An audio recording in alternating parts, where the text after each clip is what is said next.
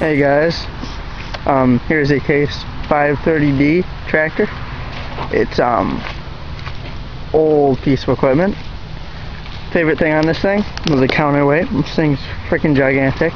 Just a big piece of cement. Thought that was pretty cool. And as you can see, it's rusted. It's old. Being used at this little ship dock, marina kind of thing. And yeah, here's the engine and the air filter in it. Pretty old thing. The battery, and then the seat. It's all hooked up. And then let's see, what else can I show you guys? It's a 3-point hitch that this concrete block is on.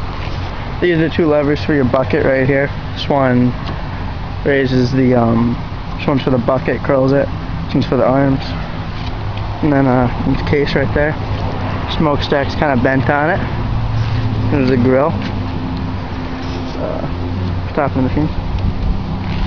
And another thing I like about this machine is the bucket is rotted on the bottom, which is something you don't see every day. These tires are starting to kind of bend sideways. It's probably not good. There's a steering. It's a hydraulic on it. Yep. And on the engine, let's see. There's your manifold. What else do I know about it? Fan on it. Yep. Yeah. Yep. This is an old Case 530D.